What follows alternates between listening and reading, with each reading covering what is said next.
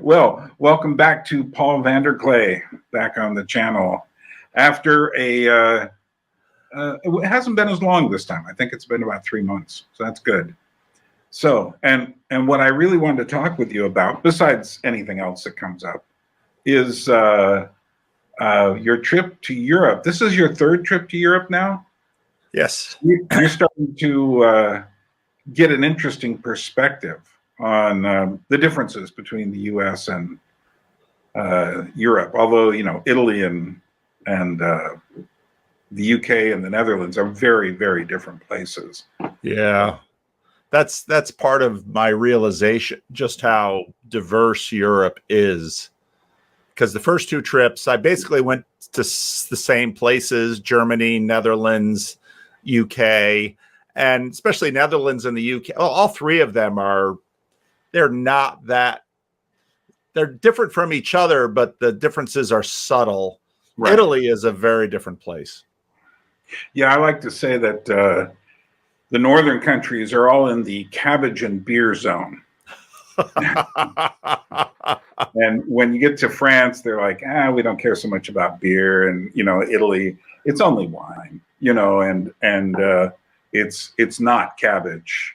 And I remember once being in a small town in the Czech Republic, and I saw it was a little private, we'd call it a food cart if it moved, but it didn't. And they offered a hamburger. So I said, hamburger. And they gave me a hamburger, and it was in a bun like this, little burger, some mustard, and all the rest was cabbage and carrots.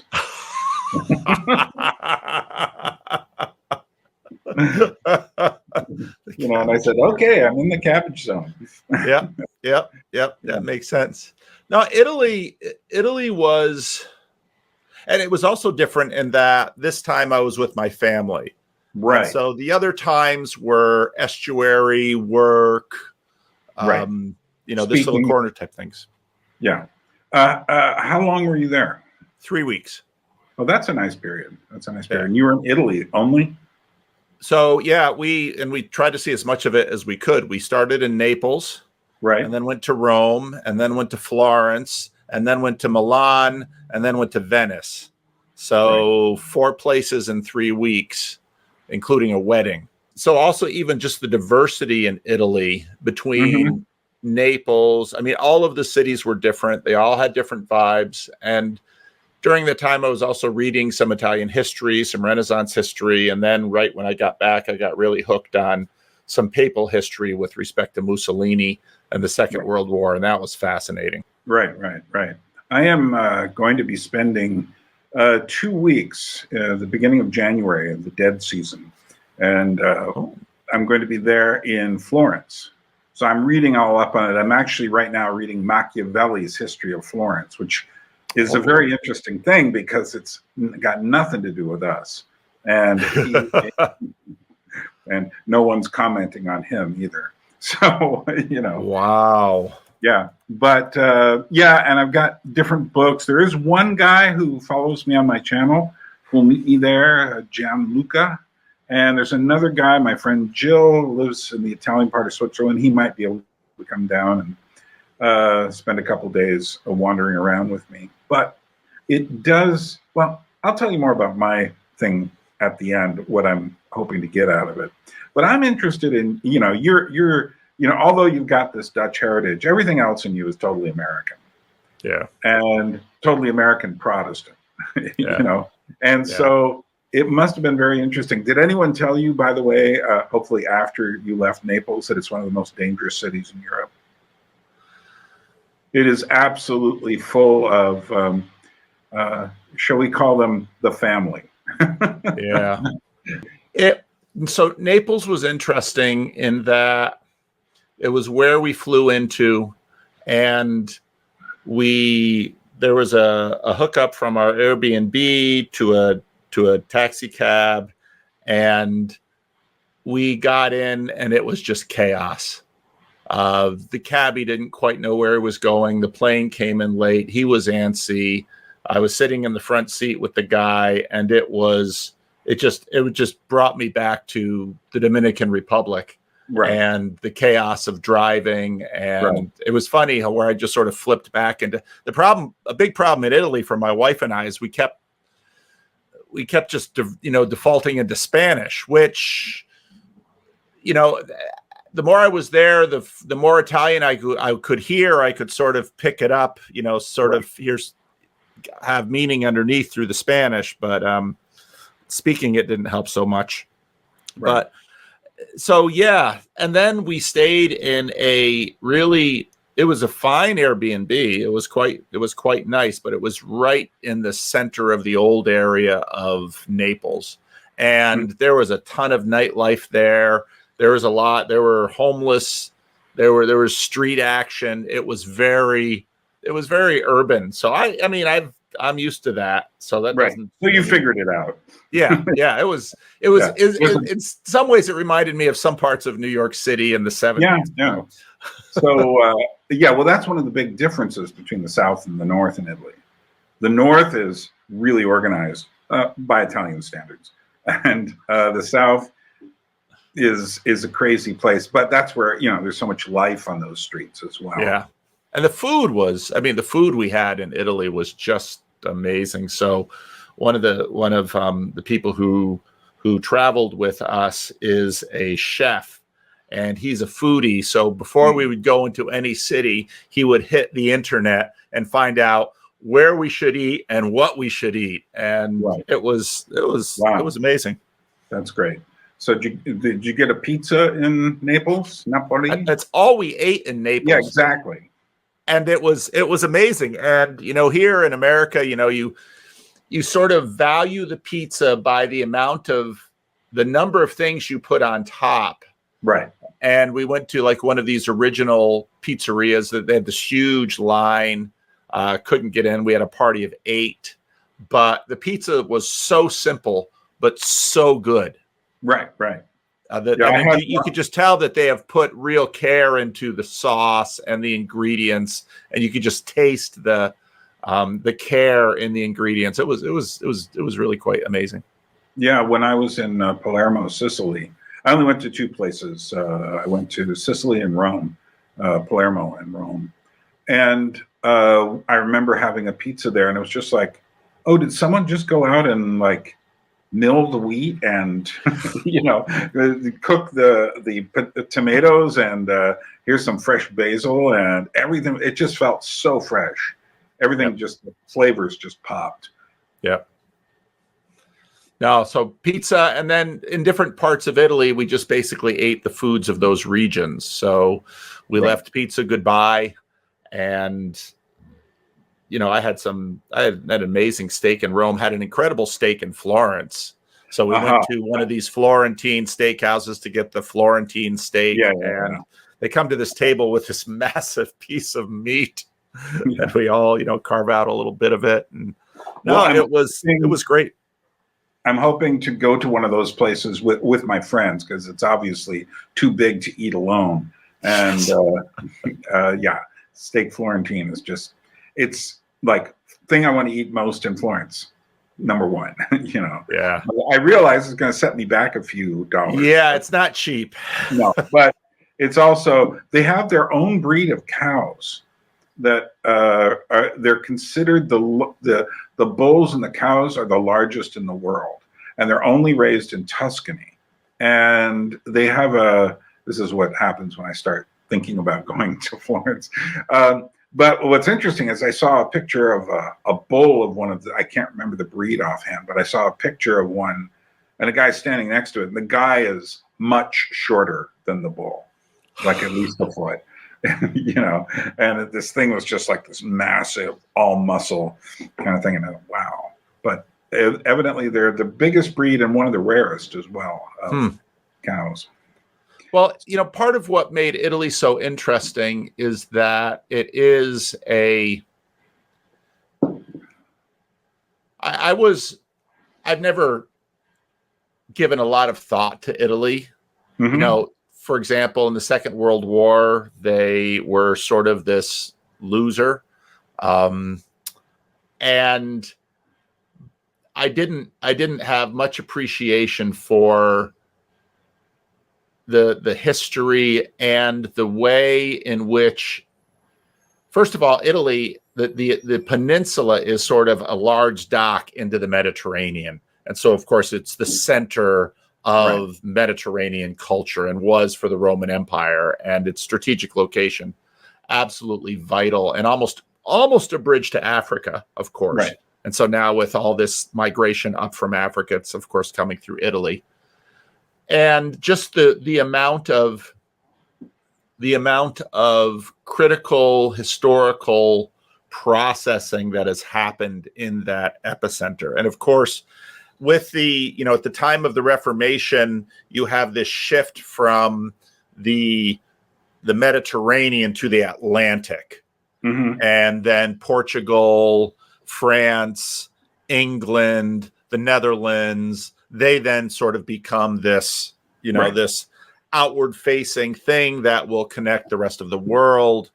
And because in some ways, the Mediterranean is stopped up by the Muslims and people can't get east anymore. And so then they obviously start going around. You have the discovery of the Americas and all of, the Columbian Exchange and all that history. So it was very interesting being there, and then just trying to get my head around, really, since I've been there, I'm just trying to get my head around the question of what is the Catholic Church?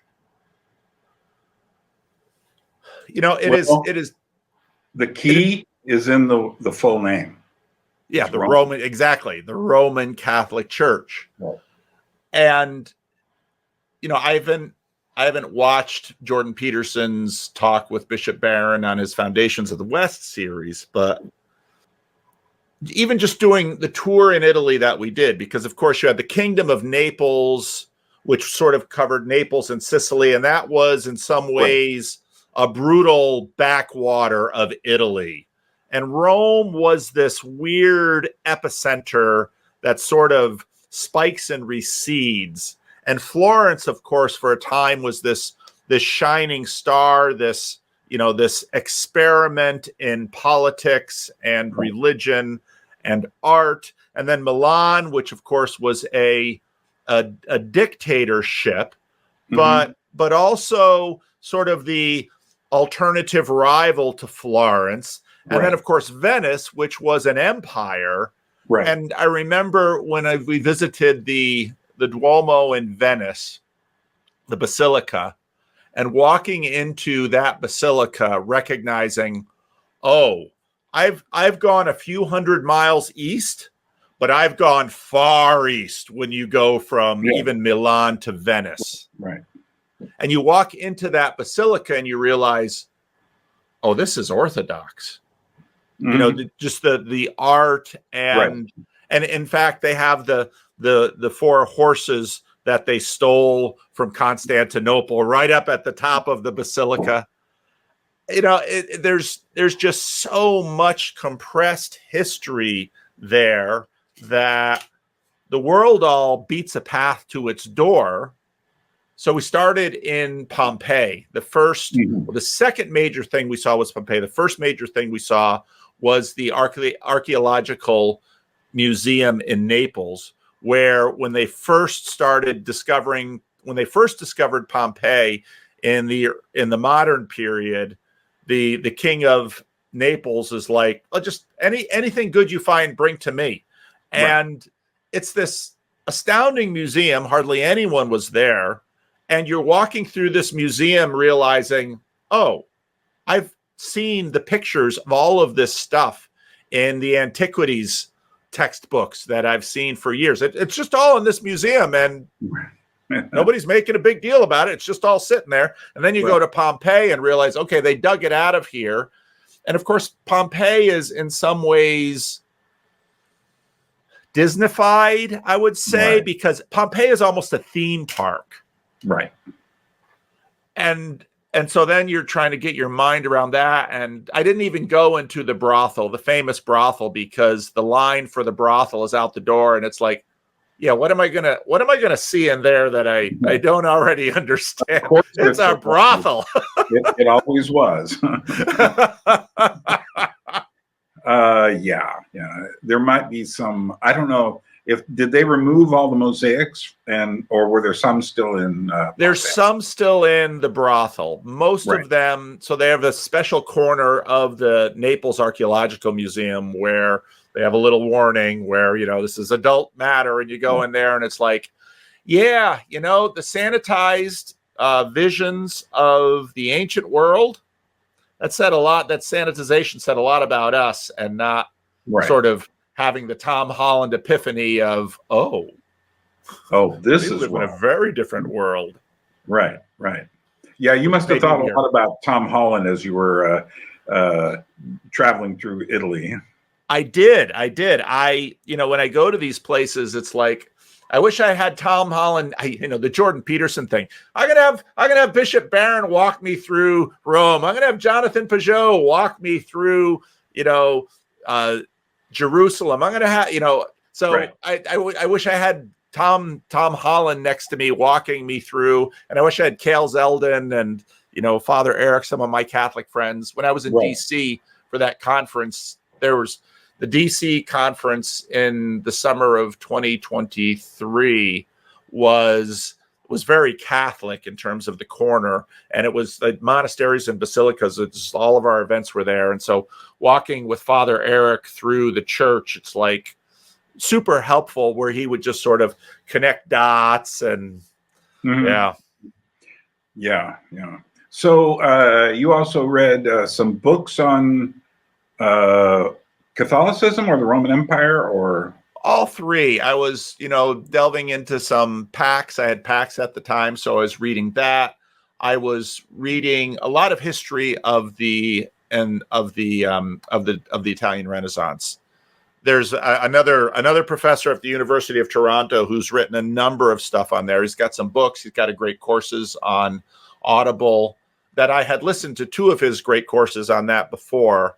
And one of them was sort of understanding the different, and that one great course is really the PDF is what was a super helpful guide, because he, here's a history of Naples. Here's a history of Rome. Here's a history of Florence. Here's a history of Milan. Here's a history of Venice. Just really short to sort of orient you to understand, well, with the collapse of Rome, the cities sort of preserved things. And of course, you just have barbarians washing through, and the church sort of preserves things. And then, of course, Ravenna and Venice over on the East Coast have their connections to what is still Rome.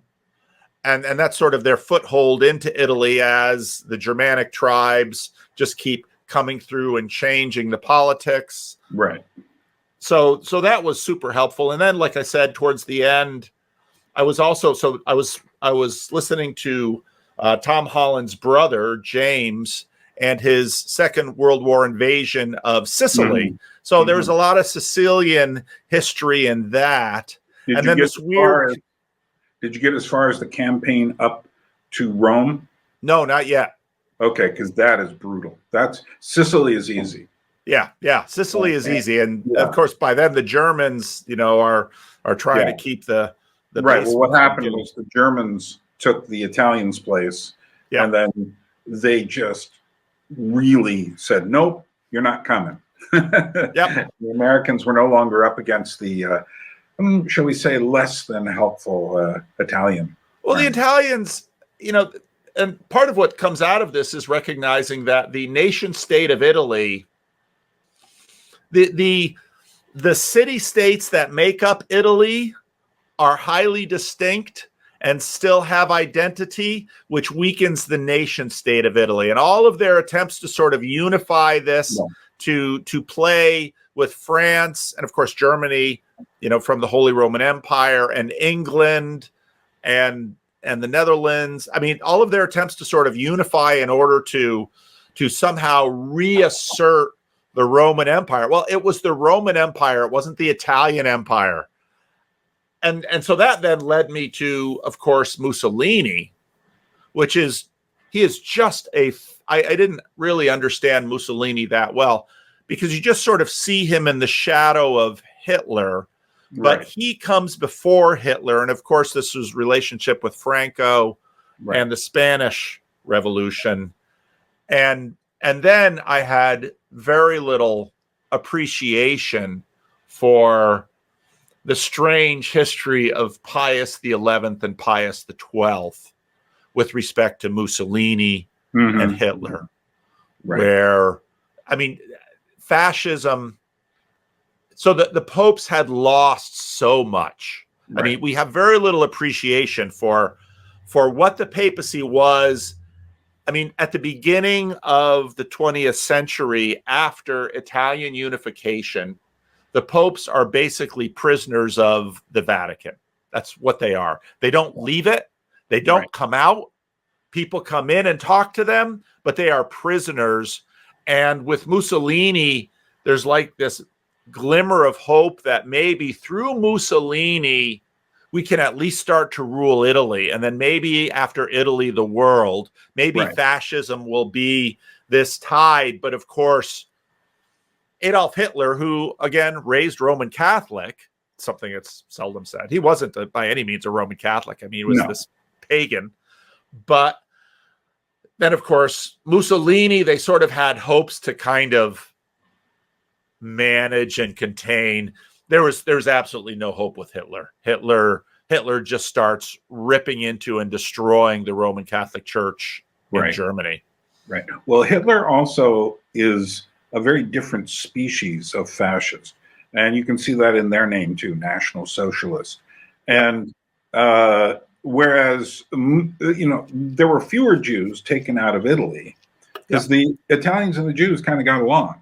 And so people were a bit more willing to protect them, although enough went that, because once the Germans took over, it was like, rouse, and everybody was sent off to the camps.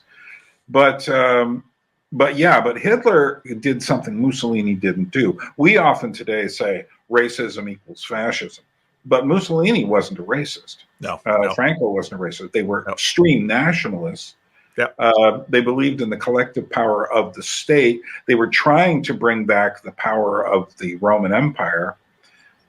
But Hitler actually got in touch with our American and UK weird genetic hereditary ideas from people like Margaret Sanger and all these people who wrote their books about the state of the races. Also, through Himmler, he got in touch with the occult leanings of, starting with Theosophy. Madame Blavatsky there actually named the Aryans from an Indian word and applied them to the master root race. And that's where they got that. And there was a whole lot of that stuff going on. But whereas Italy is a very different story. And for one thing, they were on our side in World War I.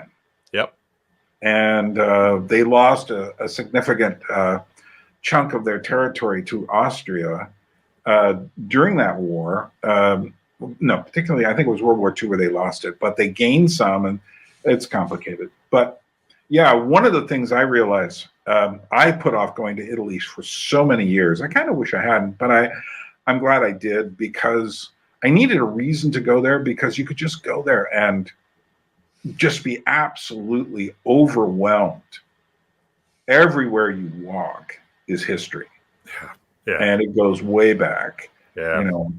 So, and those kind of thoughts must have been percolating. Oh, they were. I mean, just you go see, you get up to Rome, and of course the Colosseum is iconic. And then we did the Colosseum tour, which, if you're going to, most people go to Italy in the summer because of school schedules. And we went in the summer, and it was blazing hot. Right. But I would love to go a different season without the crowds. And there's there was a lot of conversation in Italy about tourism, in terms of, the tourists are driving us. I mean, tourists just take over Florence. Florence is not that big of a city. Oh, I know. and then in peak tourist season, it's just wall to wall tourists. I can imagine if you were a resident of Florence, you would be driven crazy by that number. And the same with Venice. I mean, Venice is this tiny little place. I really want to see the art and the architecture in Florence. So I don't want all those people there. There'll still be people there because it's Florence. Yeah. But the Florentine guy I was talking to said, you're picking a very good time because it's after Christmas, but it's before fashion season starts, which he says if you were here another week, you'd start getting into this whole fashion thing. And there's Florence runways and stuff like that as well. But yeah, I'm doing a lot of study, like I said, Machiavelli's history of Florence, but I'm taking notes. And one of the big questions I have for myself is, how can I actually see Florence? And not just go there and go to museum after museum. Okay, let's go up the Duomo. Great, got a view there. Let's do this, let's do that. How can I do that in a place like Florence? And, and I'm asking myself, why am I going there? Yeah. Well, I want to see the art and I want to understand something about the Renaissance. Yeah. So, and I've been researching it, and I'll be doing more researching. Yeah. My wife and I very much talked about the fact that we would love to go and say live for 6 months in Florence. And okay, so your first job is learn the language as best you can in 2 or 3 months. And again, with Spanish with a Spanish base, it's not too bad to, make all the Italian alterations. Right. You'll get enough through that to know what you're doing, when you're shopping and walking around. But especially because living in the Dominican Republic, which also was a significant tourist destination. We didn't live in the places that were a tourist destination, but you realize very quickly that there's this layer, which is the layer when you come in as a tourist, it's sort of the layer you operate on. And you really want to sink quite a bit below that and begin to build relationships with people who have no connection to the tourist industry. Right. And to have a deeper understanding, because there's very much a sense of this is it's a powerful country culturally, like you wouldn't believe. I mean, to draw that much tourism in. Mm-hmm. And that's the, that of course is the interesting trade-off where Italy is cratering in terms of demographic collapse. Right. But they're inundated with tourists, and so they need the money. Tourism brings in an incredible amount of of money for them. Almost too much. Yeah. Societies that live too much on tourism really suffer in many different ways. And I just did this interview, which I think it just came out. This guy, Doug Lansky, and he's a tourist industry keynote speaker, and he talks about the issues in there. But a lot of it has to do with no one, when we started coming up with tourism, nobody thought about in any way controlling it. So, for instance, they'll just keep selling you hotel room after air flight after hotel Airbnb.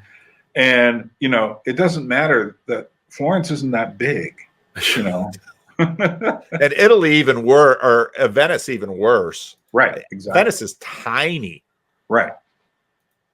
I mean, you could walk across that city in half hour, even all the little bridges. And so one of the walks my wife and I took, our restaurant tour guide had departed from us at that point.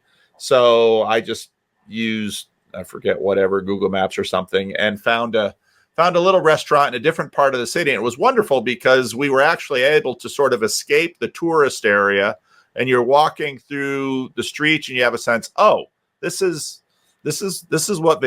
how Venetians live. Mm-hmm. Yeah, the whole Disneyfication thing of so many places and the over-tourism is now officially a word, where it's just like you have far too many people. I'm fortunate here. The Americans really haven't discovered us yet. The package tours and the big buses and all of that, Rick Steves and everybody, they don't know we're here, which is great. The Russians know we're here. So you see the Russians here. There are other people. You see a few Germans, but Germans you almost always bump into when they're hiking, because the Germans, they're just going hiking up here. It'll only be 2 or 3 hours. It's just like, we're just going straight up and then cross around, and then come down. Do you want to come? No, it's okay. You go. Maybe I'll meet you on top and walk down with you. But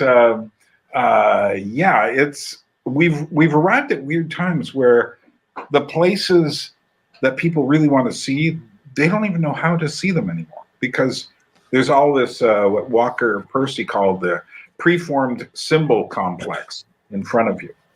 And in his it's a great essay called The Loss of the Creature.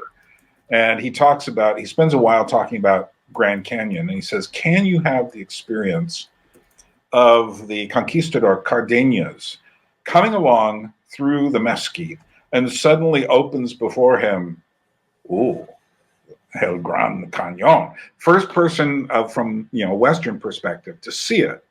No place to put it in your brain. Right. They didn't really explore it, but it was just like they named it the Grand Canyon. Later, he says, now whenever we travel somewhere, as soon as you see the postcards or the pictures or the YouTube travel vlogger or whatever, you're already doing all of this stuff in your brain, and then you go and you expect it to be like that. Like, how many people want to go to a Caribbean island and stand alone on a beach, not knowing that if you're there's going to be a whole bunch of other people there too, because they can't make their money on you alone. And you're going to be in an all-inclusive resort, and you're going to be standing and with lots of other people. And it's going to be difficult to get that experience you saw in the preformed symbol complex. And Walker Percy also has a whole thing of how we can recover this, which it's a fascinating essay. But what's the name of the essay again? The Loss of the Creature. And you can find a PFD of it. If you don't, I have a copy on PFD. Yeah, I thought about that dynamic so often on this trip, because I remember so my son says, okay, we're going to do an Italian destination wedding. And I'm like, well, this is going to set us back. Right. 3 Was he months. marrying an Italian? No. And why Italy? I'll let you and him argue over that. Thank you. But at the same time, one of the things that my wife and I recognized a few years ago when we went to Australia was that it was more and more difficult to plan a vacation that my children would drop everything to go to. Right. And so in that sense, I was super happy that I they decided to do this. Because now, it was funny, because when I said to my kids, Mom and I are going to take a trip. You want to come? I'm going to go at work. Oh, okay. Mom and I are going to Australia. You want to come? Yes. Suddenly they have a capacity to clear their schedule. Right. And so then when it was Italy, it was like everyone is on board. All right. And so when you get to this stage of parenthood, it's like when you can get them all together, and then traveling we didn't have all of them for the whole time. Right. But there were times when we had all of them, and there were times when we had many of them. Where was the wedding? The wedding was in Tuscany. Okay. And it was a vineyard that had I forget whose tower it was. Oh, the property. The property used to be a winery of the Medicis. So there was a tower, and my wife and I stayed, and it's the whole place has been, again, Disneyfied. It's been beautifully done over for American audiences that want something super cush, and it was super cush. Right. So, yeah. Well, I am told that Tuscany by itself has more historical treasures than all of the United States. And that all of Italy has more than the rest of the world. Yeah. Because it's just so dense. It is. And so, yeah. So having all the kids together, but then it was, okay, where do we want to go? And kids are, then the kids are popping off. And it's all of those preformed symbol complex places that are in their minds. And then I say, okay, The one thing I really want to see is Pompeii. I really want to see Pompeii. And I said, then everybody was down for Pompeii. And, but it is so difficult to get out of that. But you're always sort of feeling its power. The Prophilicity book was on my mind a lot in that trip.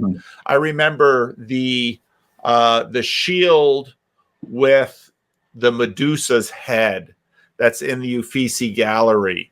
Right. It's just, I mean, you cannot go into any of these places and not have the cell phone selfie. You just walk into these places and it's just cell phones all over.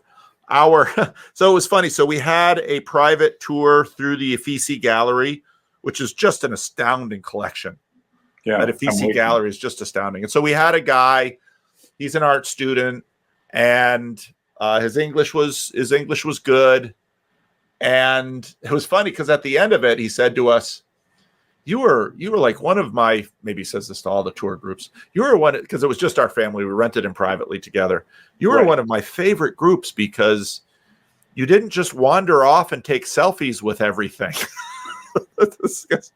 My kids have got some of me and my wife in them, and that, we really like history, and we really we understood that to know the stories, at least a little bit of the stories behind everything we're seeing, locates everything. And so that tour was, easily worth its weight, because it so gave me a sense of, okay, what is this Renaissance about? And then to the question of, how has this Renaissance captured the Roman Catholic Church?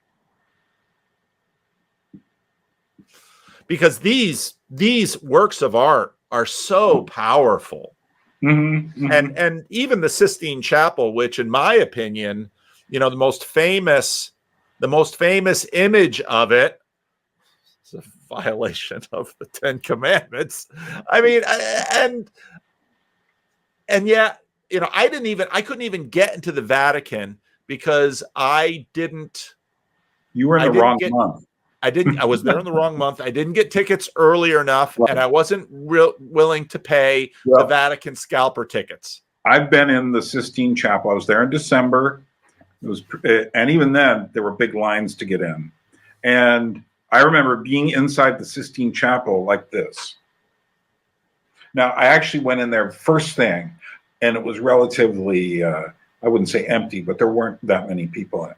But then I came back just to go through the room, and you couldn't even move. And everyone's just like, and I'm saying, like, what kind of an experience is this? I mean, one of the big questions I have to myself is like, why am I going to see all of these images that are in books? For instance, I see no reason of taking any photos of paintings in the Uffizi because there are all these great books with photos of it. I don't need to, and the whole thing of everyone trying to reify that I was here in front of I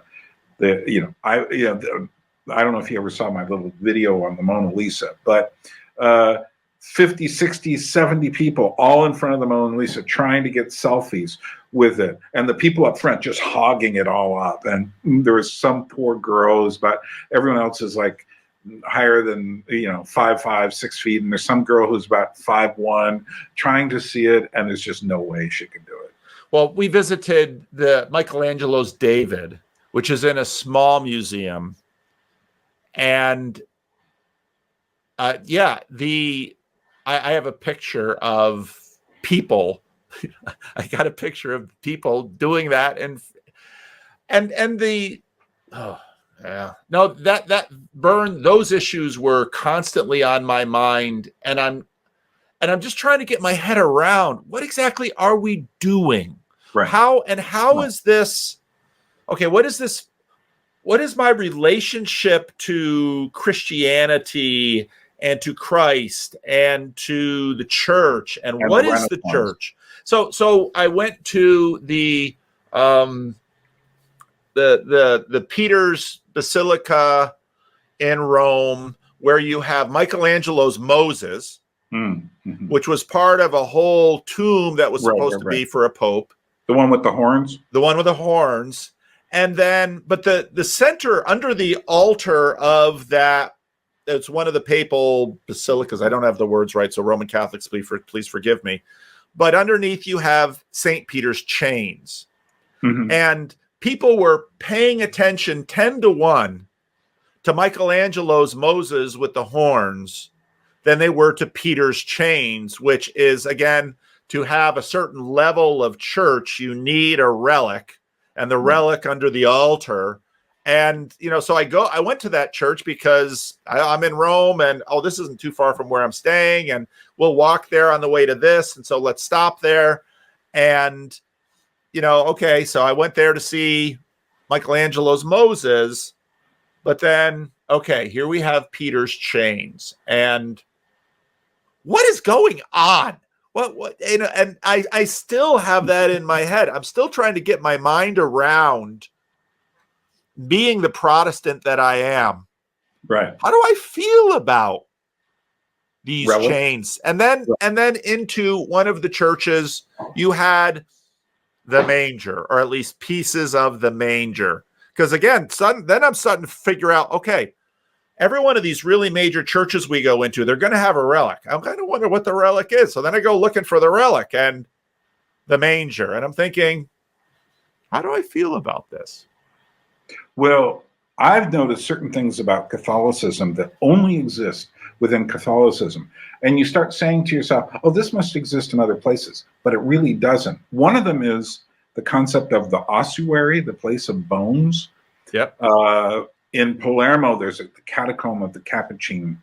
Yep. And I didn't get to that. I looked at it. That's Palermo, but it is one of the most awe-inspiring places. They don't want you to take photos, but of course people have their cell phones. But it's just incredible. There's about 7,000, I'm told, bodies that were just left up to dry.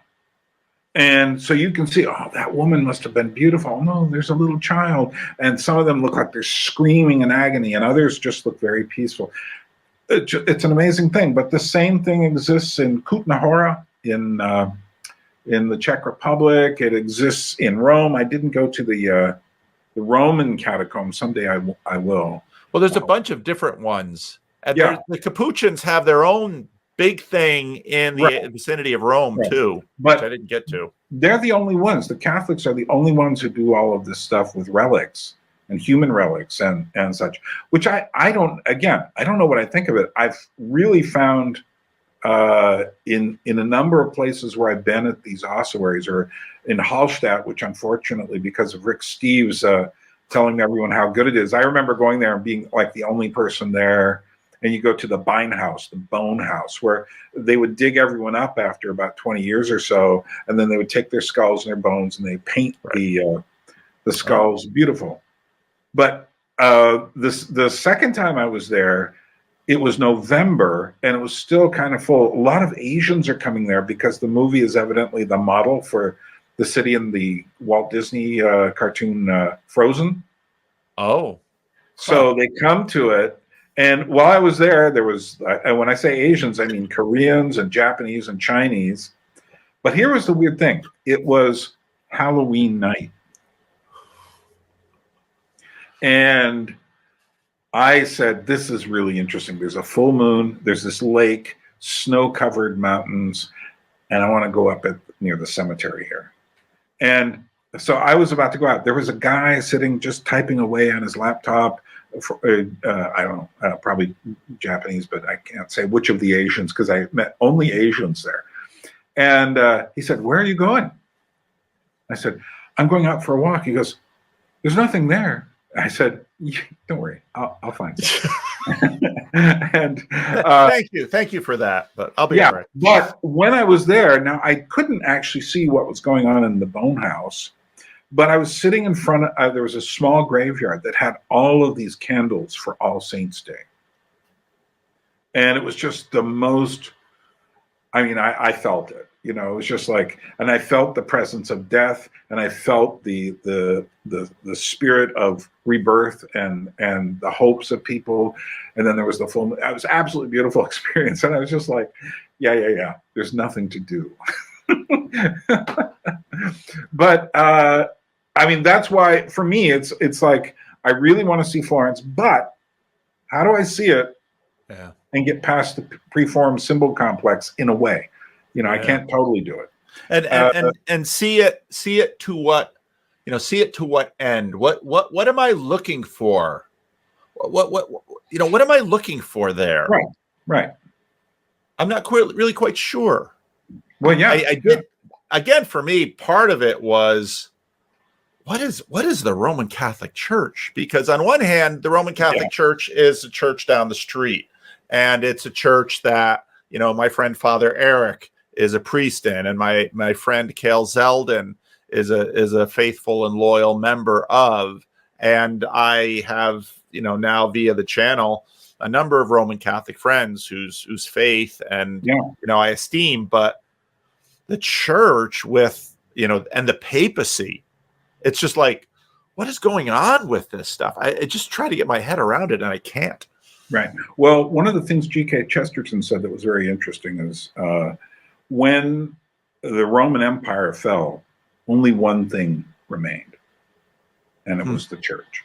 Yeah. And in fact, all the vestments and the clothing come from, so much of it, especially the higher positions, come from the Roman era. Yep. You know, it is, in a sense, I often say that in life there are little residues of things from the past. For instance, Babylonian religion is still alive, and someone says, well, who's doing that? And go like, it's called astrology, you know. And the Roman Church, the Roman Empire is still alive through the Roman Church. You know, barristers in England still wear wigs from the 18th century. It's just you find these weird things that somehow didn't disappear, and people get used to them and just think, oh, that's just the way we do this or that. But in fact, the past never really goes away. And Tarkovsky says, in a way, the past is more solid than the present, because the present is slipping through your fingers. Yeah. But in the past, those things have happened. Yeah. And many of them can't disappear. Yeah. Well, and I think about how we have, you know, disrupted the past. And it's funny because you can't see, I mean, the amount of statuary in Italy is just numbing. I mean, there's so much of it, and some of it is so old. I remember going to the Getty in Southern California, that like the Getty, they have like a separate Getty in Southern California where they have a lot of the Greco-Roman stuff, the villa. Right. And, you know, here's a few pieces and they're from antiquity. You go to Italy and it's just like, you're almost tripping over this stuff. Exactly. You know, it's all over the place. But then, you know, and then of course, you know, genitals and noses have been knocked off and arms have come off. And then you begin to wonder, well, why didn't ancients preserve this stuff? But then you watch the memory holding that we're doing with all sorts of different statues and things today that we have to get rid of this because of our political, our own political now. And you get a sense of, wow, we've been doing this kind of thing for a very long time. And I had a much deeper appreciation for just why we have left what we have left. But again, coming at it as an American, where especially an American who now lives on the West Coast, where everything, you know, on one hand, we have Yosemite and the sequoias and the redwoods and the coast. I mean, we have these, if you love national parks, and some of the same, you know, preformed symbol complexes there in the national parks. And I always tell people who go to the national parks, okay, you have these roads and you get through it and there's these mobs at all the normal places. You don't have to go very far off the road to get away from that dynamic. It's fairly easy to do. Right. Just with a hike, you can far reduce the number of people around you. Well, one of the things that also struck me too, you mentioned the Asian tourists, was this is Western history, and the participations and the fascination of Asians into this history. Now, we're fascinated by theirs. I would, love to go to Asia and see their history too. But it's just kind of getting my mind around. I just had a regular sense of, I'm here, I'm looking, I have no idea how to process everything that I'm watching on so many levels. And maybe that's why we do this, to have that aporia, to just be like, I don't know what just happened to me, but something happened. Well, there is a couple of interesting psychological conditions that have developed because of this proliferation of imagery. One is there's certain Japanese people have gone to Paris and just been so overwhelmed by Paris that they just kind of break down. Wow. Because they have no place for it in their head. They see the pictures, they see the Eiffel Tower, but they don't see France. They don't really understand what they're looking at. And there's actually a specific syndrome. It's actually sometimes called Florentine syndrome. The official name of it is Stendhal syndrome, from the French writer Stendhal, who basically started. There was just so much to look at in Florence that it's like he just started clouding over, and he couldn't make sense of it anymore. Everything just became confusion to him. And Florence is that kind of place. So it's just precisely why I'm waiting till January. I'm going to go back many times. And I think Rookmacher says, talking about art books, he says, the image you see in an art book of a famous work of art is not art. And the only way you can actually see the art is to go. And there will be things that you see that you never noticed in a photograph. Right. And you also have to learn how to look at it, because if you look at something big like Venus by Botticelli, it's like reading a novel to try to understand everything that's in there.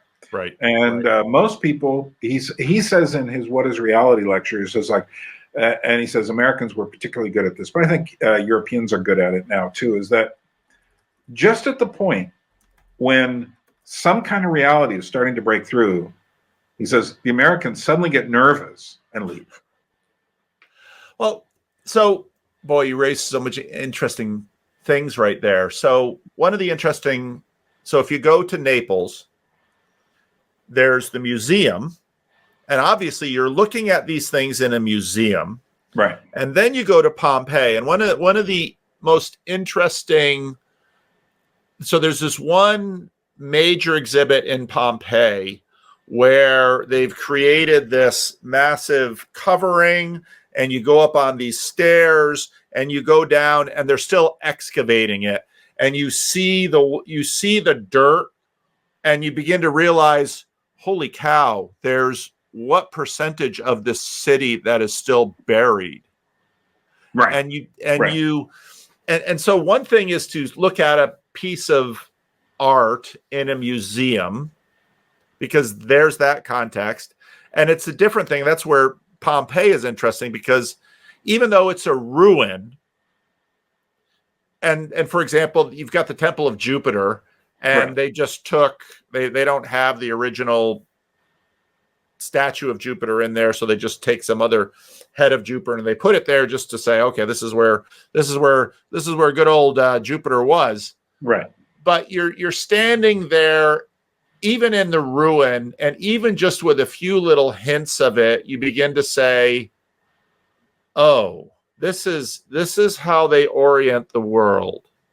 This is their universe. And actually, in Tom Holland's PAX, he does a fair amount of time with Pompeii and trying to situate Pompeii in the world. And Pompeii has a major Colosseum, which is now crazy. It's not completely excavated, but now it's used regularly for rock concerts. And so you just go to these places, and you just sit there and you're like, I can't get my freaking head around all of this. It's way too much to take in. I remember back in 1978 when I was on my way to L'Abri in Switzerland. I decided to stop in the UK first, and I was in London. No, then I went to Oxford, and I was walking through the streets of Oxford. Now, here's my preform symbol complex. You can guess. It's all Lewis, right? Right. It's all that. I've got a picture book, shows Oxford and stuff. It's probably weirder now than it was in the 1970s. However, I remember having this moment when I'm walking beneath one of the dormitories, and I'm hearing the Bee Gees, Staying Alive, come out of the room. And I said, the Bee Gees at Oxford, really? Come on, play some Mozart or Bach or something, But, I understand that this is a human being who liked the Bee Gees, blah, blah, blah. But, it's like that kind of thing. I had the same experience here. I looked at so much Georgian music on YouTube and stuff. I kind of half expected them to be singing all the time. Yeah. But I realized there's a reality here. Yeah. But that's not how it works.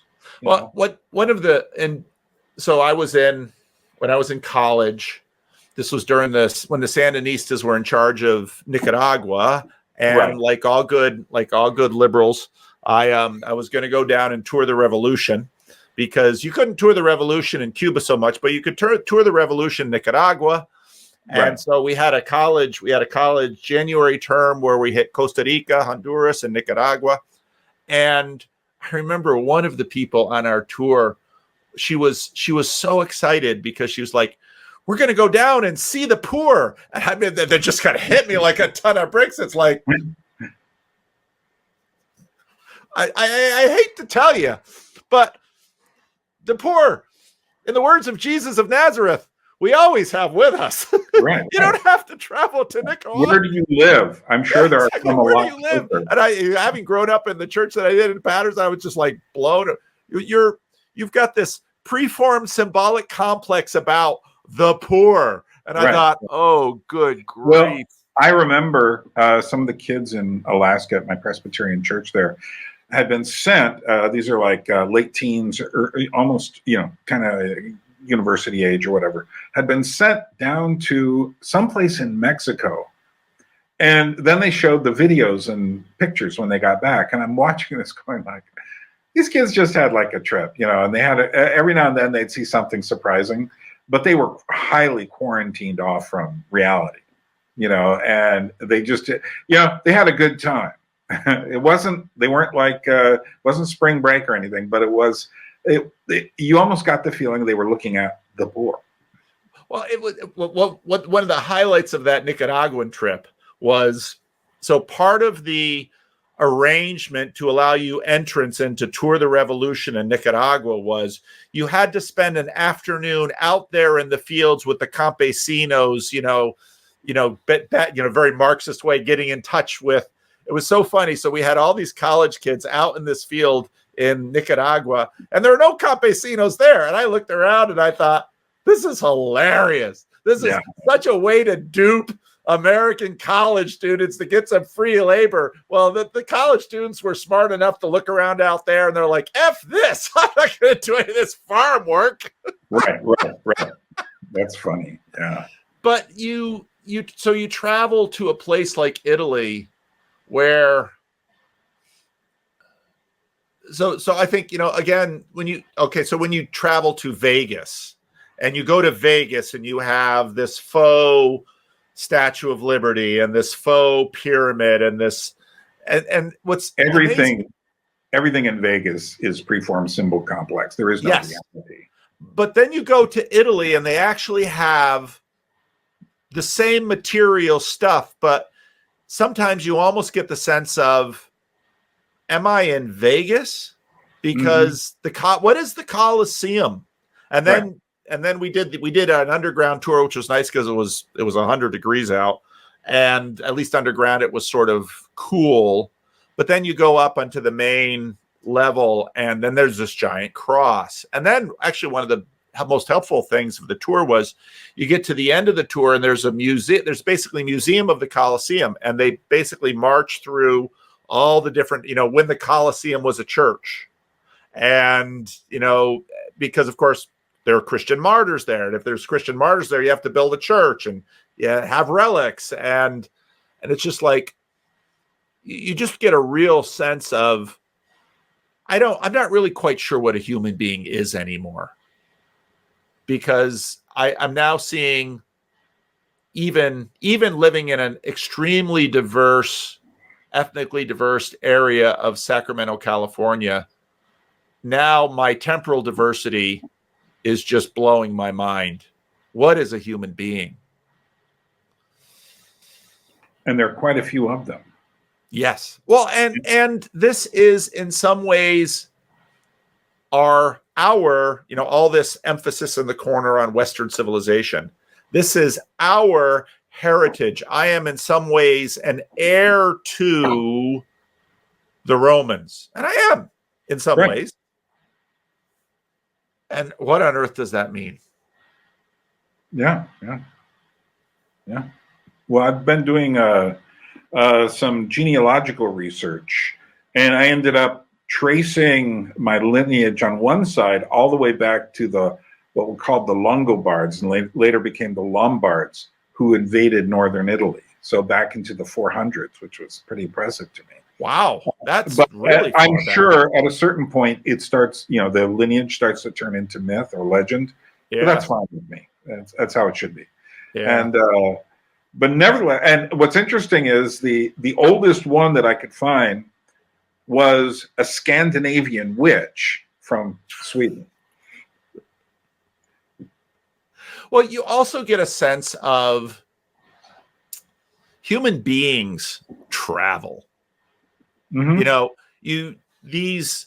The cultures of the Mediterranean were in contact with the cultures of the Baltic, who were in contact with the Chinese and the Africans. And you get a sense of globalization does not sort of come about just because of Columbus. No. What's interesting is as I was preparing to talk to this guy, Doug Lansky, about tourism and reality, and he's very into the nuts and bolts of what destinations are doing and how they're ruining the experience by allowing way too much to happen. But as I was looking it up, I realized, that since the Chinese started traveling en masse, which has only been in the 21st century. And it will probably stop soon. They send about 150 million people out into the world every year. Now, India's starting to climb up too, and they'll be sending a lot. And the Americans, we're hanging in there. Now they didn't. I didn't know if this was just global tourism or if it included American local tourism. But we evidently every year have about 99 million. Yeah. Well, we love we love touring ourselves. Oh yeah. And one of the reasons why so many Americans have actually never been to Europe or anywhere outside of Canada or Mexico is because America is so big. It's not a country. It's more like its own world. Yeah. So ruining the experience. I mean, the question then is, okay, what is the ought of the experience? I mean, what experience ought? I mean, you're wrestling that with Florence. What experience ought you to have in Florence? I have no idea. This is where Walker Percy's Loss of the Creature is so good, because he talks about you feel something's missing. You go there, there's a hotel, you've seen brochures of it, or online nowadays, you have all of this, and then you realize, if I go here, I'll get the same photo that was in Disney does this, Disney World and Disneyland. They have official photo spots. And this is what selfie tourism does as well. People go around the world and there's like, this is the best selfie of me with the Eiffel Tower behind me. And then they see someone do it and they all go there. But Walker Percy says we need to try to feel like we've done something real. And so we've come up with different tactics for rediscovering or finding the creature that has been lost. And one of them, he says, is to maybe if he says you're on the North Canyon, which to me is the best part, but most people go to the South Canyon. Right. But he says, so you realize it's too crowded here, it's too predictable, so you cut your own path to some other place. And he says, like, well, that's a good idea, getting off the beaten path. The only problem, he says, is if enough people start doing that because you found a great place, then the rangers will come along, build the trail, put the signs on, and now that trail becomes part of the preform symbol complex. Another way was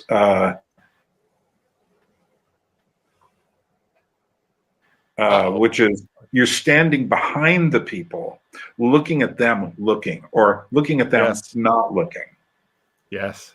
And then he says, here's another one. This actually happened in the north rim of the Grand Canyon during World War II. Certain really badly wounded soldiers were sent directly from the front lines.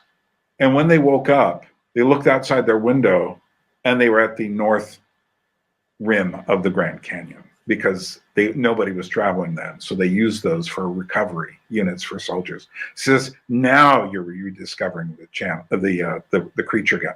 And he goes, here's another one. So you go to a place like the Grand Canyon, you do all the Grand Canyon-y stuff, and you're sitting on the edge and you're having this breakdown with your wife. And suddenly you realize the relationship could end right here. And then you look around you and you go like, I'm at the Grand Canyon. This is happening here. Yeah. And so those were ways he thought of rediscovering, so when I go to Prague gets very crowded, but everyone stays on this one strip that goes from the Old Town Square across Charles Bridge up to the castle. And they just come back and forth. They don't seem to know any other way. Yeah. So that is super crowded. Meanwhile, I'm coming there to meet puppeteers. I'm not interested in that way. I will cross it now and then and go like, what are these people doing here? Oh, there's your M&M shop, Yeah. It's like, and so for me, when I go there, I know very easily how to escape and find the real thing. Well, you have the dynamic. So I've been living in Northern California now 27 years, and I regularly meet people who has never been to Yosemite Valley. Regularly. In Patterson, New Jersey, we were 16 miles from New York City, regularly met people that had never seen the Statue of Liberty, which is in New Jersey, by the way. I understand. You're putting the pro New Jersey slant on it. I got it. I know the whole Staten Island was robbed. They stole that from us. But but it is this funny dynamic where the locals, Statue of Liberty, they understand, they know what it looks like, they could recognize it, but they've never bothered to go and see it, or go up it or anything like that. Yeah, well, when I lived in New York City, the only time I would go to the Empire State Building or a Broadway musical is when I had people visiting. Yes, yeah. Yeah, no, that's exactly right. Yeah. So what have been your thoughts now about the Renaissance and Catholicism? If you can you boil any of them down, or are you still swimming in your head? I'm really uncomfortable with the role of the Renaissance in Catholicism. I have a better understanding for some of what I hear Peugeot sort of intimate at times, but yet I don't look at orthodoxy and say, oh, that's the real thing. It's sort of made me a deeper Protestant, even though, anybody who sees my rough draft for Sunday sees that I use images on slides, and I do use images for my sermons. One of the things that I thought about was, not only when you visit churches and chapels do you see the iconography and the Renaissance imagery, but even when you go to museums, you see all of this other Renaissance imagery that's been taken out of churches and preserved in museums. And one of the interesting things is many of these major cathedrals have museums attached to them that sort of chronicle the history and development of that cathedrals. Many of these have sort of underground tours where you can go underneath and see the crypts, and so all of that is fascinating. But okay, if most of what I knew about Jesus I learned from walking into cathedrals, I would know he was kind of a misshapen baby on his mother's lap. He died on a cross. Those would be the two major things that I would know about him. And, virgin birth and, crucifixion, not bad thing. Resurrection, but the resurrection is sort of hard to illustrate. Yeah. And I think that attempt to illustrate the resurrection leads to what C.S. Lewis complains about with respect to the resurrection. So, and again, I'm really trying, because when I talk out loud about some of this stuff, some people, I sort of energize the tribalistic Protestant Catholic thing, which I really don't want to energize. And many of my Catholic friends know exactly what I'm talking about. I just think about how easily we begin to fixate on images and the very thin line between iconography and idolatry. And then I just wonder about, you've got millions of people from all over the world coming in to see these churches because Michelangelo carved out a piece of stone. Now, I'm completely understand where, for some people, walking into a cathedral can provoke a religious experience and then maybe even initiate a religious conversion, and I celebrate that. Yeah. Yeah. I still don't know what to think about this whole thing. I still don't know. Well, Francis Schaeffer, who lived in Switzerland, just above Italy, used to drop down on quite a few different holidays and go visit Florence, and particularly the Uffizi Gallery. And one of the things he said, I think, was a very fascinating thing. I love Botticelli. I love a lot of the Renaissance work. But he said there was a point at which it was rediscovering the human. And then it just tipped a bit too far. And that became the problem. Whereas, so now you've created all of these, it's the first real mixing of the pagan and the sacred, but in a place where, if you see The Birth of Venus by Botticelli, what makes that such a unique painting is the fact that essentially he's given you a pagan myth, Greek myth, but he's kind of put a Virgin Mary face on her, which is very interesting, which is not something anybody ever did in ancient Greece or Rome. They would have looked at nudity as being powerful, like Michelangelo's David. They would have seen it in such ways. But it is this mixture. And it is fascinating that not long after the beginnings of the Renaissance, you then have the Protestant Reformation, who goes on an anti-iconoclastic stance towards imagery. And Schaeffer says it would have been nice if they could have just put this stuff aside in storage and waited until we understood it. But he says they didn't do that. And the reason they didn't is because these images had far too much power. Yeah. And I very much had that sense. I thought, I understand the Protestant reformers better because I see the power here. And another thing that especially that sort of I started with Naples, or I started with Pompeii, really. So I started in ancient Rome. Right. And I sort of went through, the Renaissance, and I ended in Venice. I didn't hit the Protestant Reformation in any of the time I was in Italy.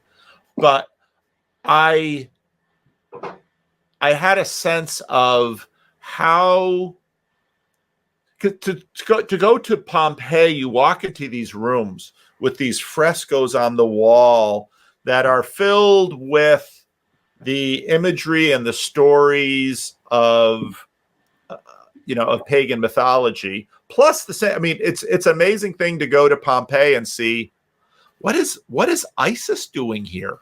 There's this, and why are there crocodiles in these frescoes? Because there was sort of a re-fascination with Egypt, and the Romans were taking their gods from all over the Mediterranean and bringing them there and domesticating them. And then as you see it develop, and you look in the Renaissance, you're beginning to realize, oh, they are trying to maintain a narrative thread through the Christianization here. And the Orthodox, they do that too. And so a lot of the struggle is, okay, how do we deal with Plato and Socrates and Homer and the gods of Egypt, and which is in many ways super current in terms of the kinds of conversations that the corner is having, because we're processing this stuff. And so on one hand, I don't want to cast stones at the Renaissance, because I think in some ways a lot of what's happening in the corner with Peugeot and Peterson and Vervaeke is we're having our own sort of Renaissance, but the Protestants are now participating in it too, with our own sensibilities. And so in that way, the Renaissance is still very much with us. Those questions are front and center for me too. When I go there, I will be, in a sense, taking the temperature of what the Renaissance meant. And I've already been to Rome, so I've seen a certain amount of things. One thing I did see in Rome that just broke me was the Pietà inside St. Peter's. I don't know if you found that. It's kind of off. I did. Like I said, I could not get into the Vatican Museum. Right. No, this isn't in the museum. It's in the church. Oh, okay. I didn't get to the Vatican at all. That'll be going on this trip. I think most of us said we want to get to Italy again. Right. Just don't do it in the summer. Just don't do it in the summer. Try to do it in the fall or the spring, or even do what I do. I arrived in Palermo in, what was it? The end of November, and it was like being in California during a very warm spell in the middle of the year. It wasn't hot, but it certainly wasn't cold. Yeah. But for me, it's like I am looking to understand imagery. I'm looking to understand the meaning of these things. For instance, one of the things I'm going to do is I've got an audiobook. I'm going to finish up Dante's Inferno before I go, because Dante is also from Florence. And for the puppet part of me, so is Pinocchio. So I'm going to do a little Pinocchio research while I'm there. And so I think that it's a very, obviously, it's one of the more crucial spots in the world. It still does have contemporary history, but so much of it has been, we're going back to the Renaissance. Yeah. Florence is small. Yeah. I mean, Rome is big. Florence is small. Actually go back to the Renaissance. So what I'm doing is I'm bringing my 21st century eyes, and I'm looking, but hopefully they will be somewhat educated eyes by the time I get there. Yeah. Yeah. Yeah, it was an amazing trip, and it was a trip I will continue to have to try to unpack. Right. Give me one image that just sticks in your memory.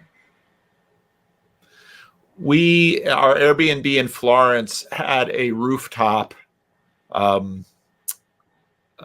basically a rooftop area that we hung out a lot, and you could see the Duomo, and you could see the Church of the Cross, you could see the hills, and you could see the river.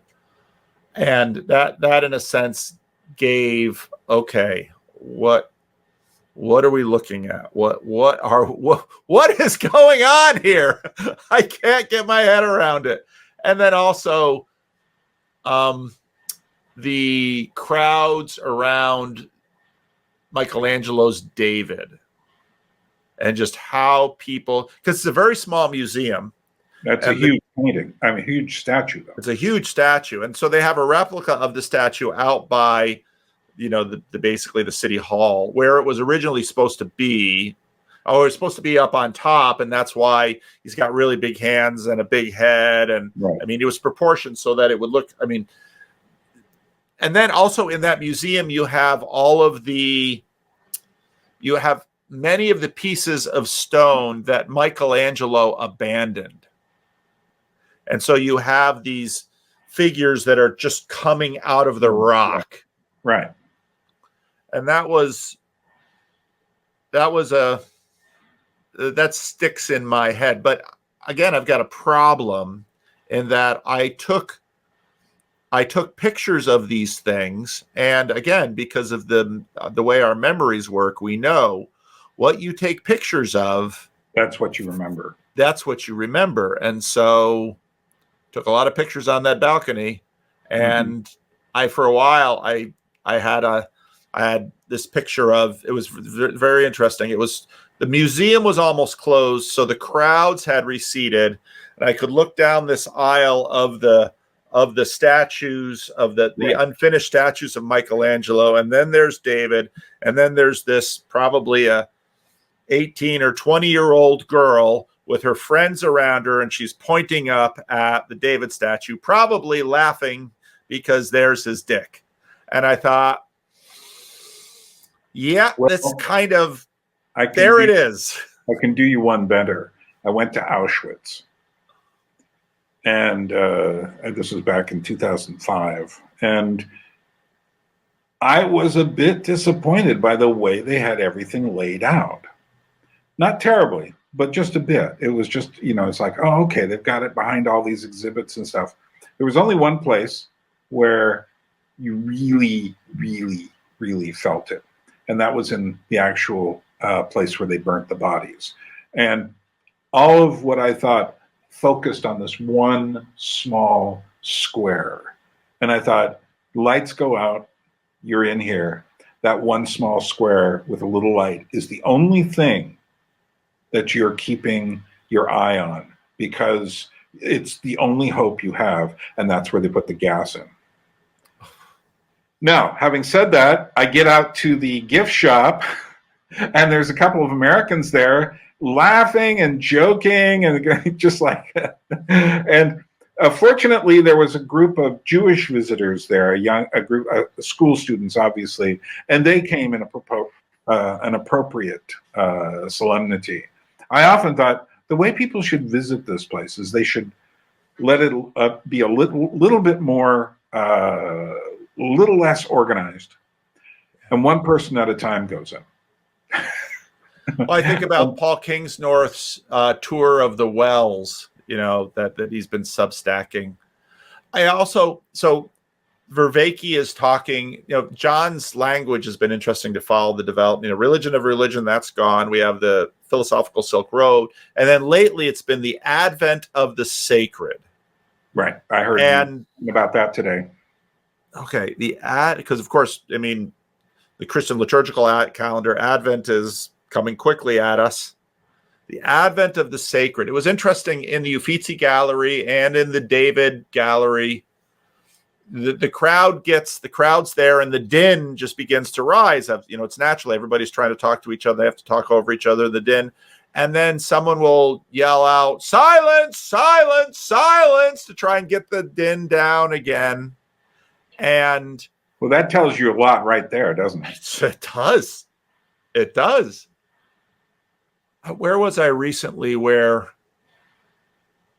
it wasn't Auschwitz, but it was a situation where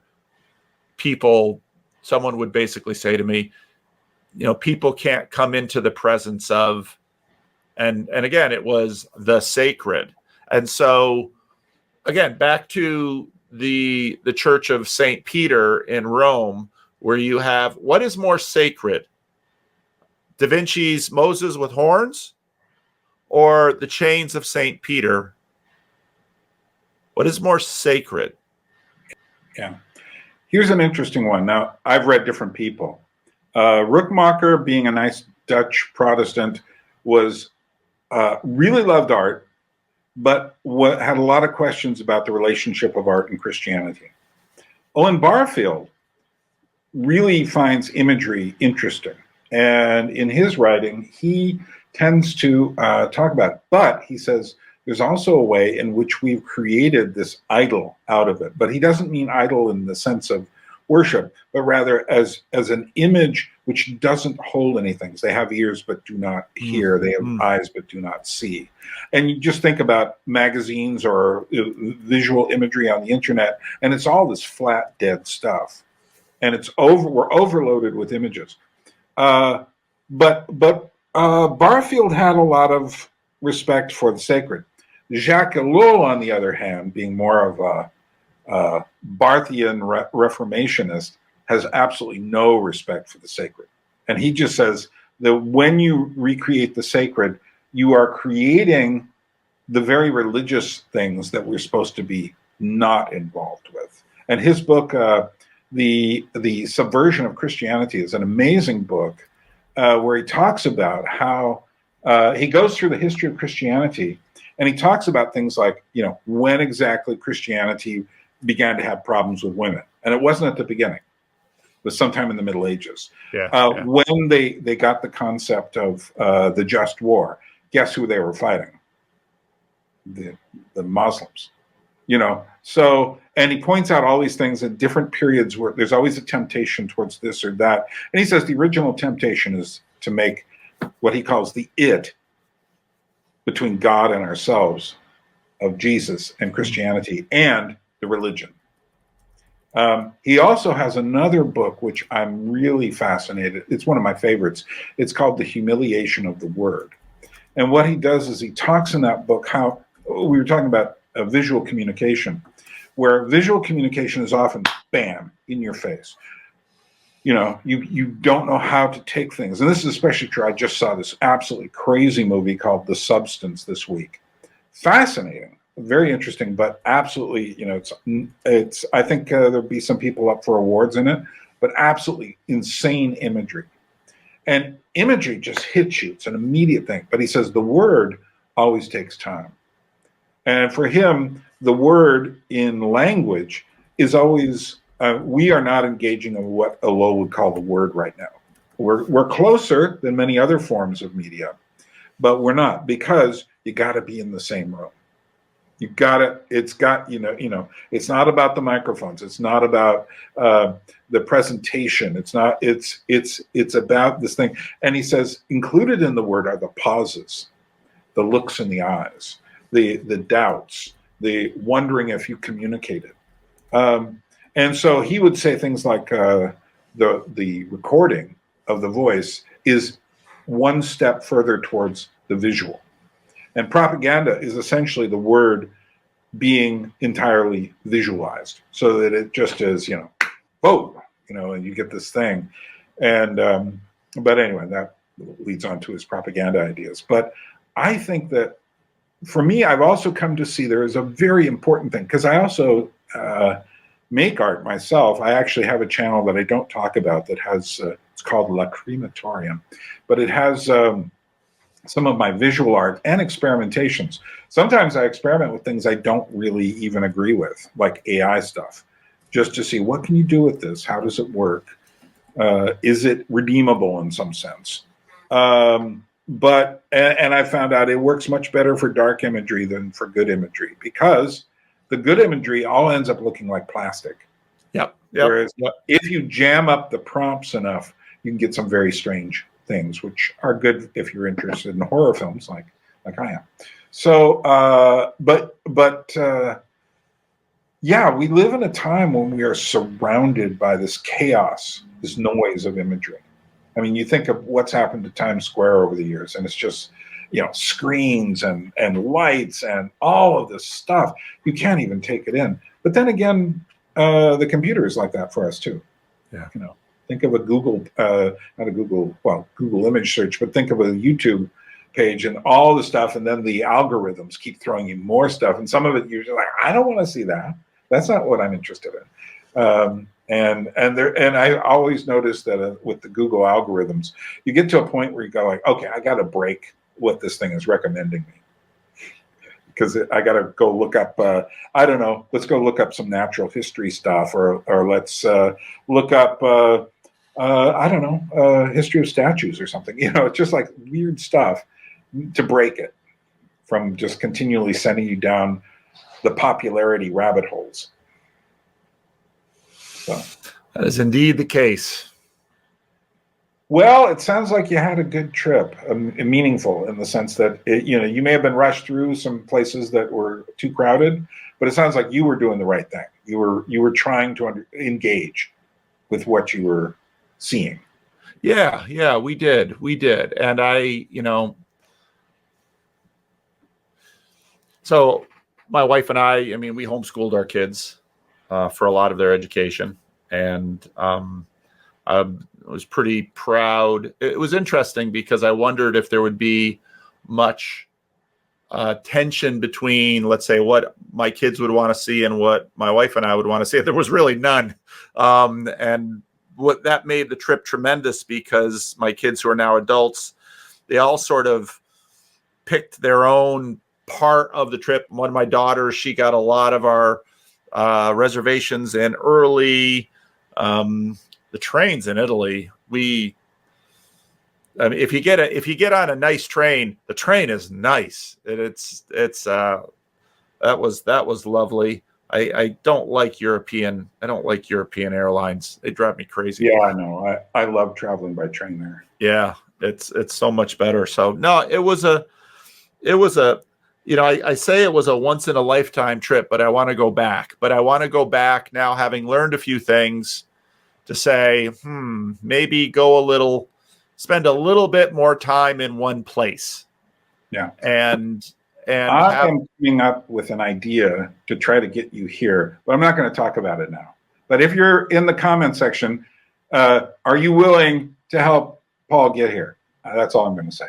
Just say, yes, Paul should go to Georgia, not the American Georgia. So. Wow, Georgia. That sounds awesome.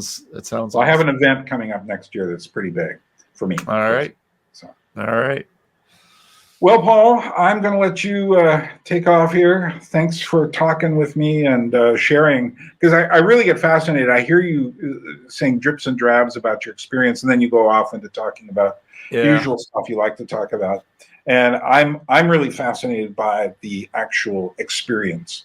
And how I know your viewpoint well enough. It's just like, I wonder what Paul thought of this or that. It was just nice to. Yeah, I really have to talk to Cale, and I really haven't had a big conversation, although Cale is going to come to my sister's place in Connecticut. He's right in Rhode Island. He's just right across. He's very close. And so one of the things I want to talk to Cale about is all of these issues, because he, of course, is on the inside because he is Roman Catholic. And so I want to learn what it's like from the inside and try to see if I can understand it all a little bit better. Well, there's a world of difference between different kinds of Catholics in different countries. Some Catholics are very much, they're studying theology. They're working on, that sort of thing. I think it was Mary Cohen who was always talking about Saint, Benedict, and reading through these things. Then you have another kind of Catholic who is purely like, I was born in this. I'm going to church. Sometimes I go, sometimes I don't. Then you get really, like in Mexico, you have very weird blendings between the Christian symbolism and then other ancient Mexican stuff. Well, Haitians, you're not a good, you don't really practice good voodoo if you're not a good Catholic in Haiti. Right. I mean, it's just. Yeah. So it's, there's a lot of syncretism in different aspects, but again, a lot of times it's related to one particular region that certain things happen. Yeah. So, because Catholicism is like a universe. Yeah. So I'm reading G.K. Chesterton and Walker Percy, both good Catholics. Yeah. But meanwhile, there's someone cutting the head off a chicken in Haiti, and thinking they're a good Catholic. And I'm like, okay.